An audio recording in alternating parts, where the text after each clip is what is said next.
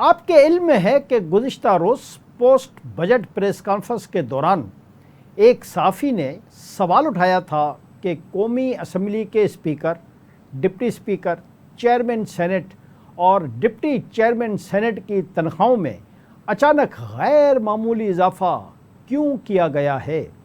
یہ تنخواہیں 2 لاکھ سے اچانک 21 لاکھ سے بھی زائد کر دی گئیں۔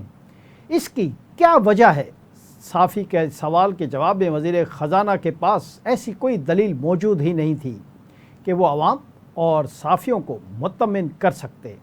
اس سلسلے میں خبر ہے کہ وزیر اعظم شہباز شریف نے چیئرمین اور ڈپٹی چیئرمین سینٹ، اسپیکر اور ڈپٹی اسپیکر قومی اسمبلی کی تنخواہوں میں اضافے کا نوٹس لے لیا ہے۔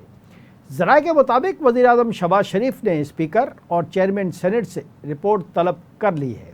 اس سے متعلق ذرائع کا کہنا ہے کہ رپورٹ کی روشنی میں وزیر اعظم اسپیکر اور چیئرمین سینٹ کی تنخواہوں میں اضافے سے متعلق خود فیصلہ کریں گے۔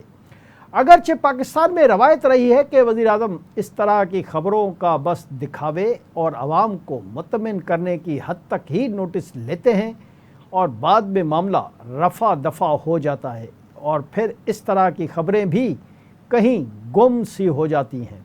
دیکھنا یہ ہے کہ وزیر اعظم شہباز شریف کی طرف سے اس خبر کا نوٹس لینے کا کیا مقصد تھے۔ یہ محض دکھاوا ہے یا پھر 21 لاکھ سے کم کر کے معاملہ 15 یا 18 لاکھ میں ہی ڈن کر لیا جائے گا اور عوام اور صحافیوں کو ایک لولی پاپ دے دیا جائے گا کہ وزیر اعظم کے کہنے پر بڑھی ہوئی تنخواہیں واپس کر دی گئی ہیں۔ جی ناظرین، اب بڑھتے ہیں اگلی خبر کی طرف۔ پاکستان کی معیشت کے اہم انڈیکیٹر کے حوالے سے ایک دفعہ پھر ایک اچھی خبر یہ ہے کہ پاکستان اسٹاک ایکسچینج میں زبردست تیزی برقرار ہے۔ انڈیکس 1,26,000 کی نئی تاریخی حد بھی عبور کر گیا۔ اسٹاک مارکیٹ میں سرمایہ کاروں کے بجٹ سے متعلق توقعات مثبت نظر آ رہی ہیں، جس کی وجہ سے مسلسل تیزی کا رجحان دیکھا جا رہا ہے۔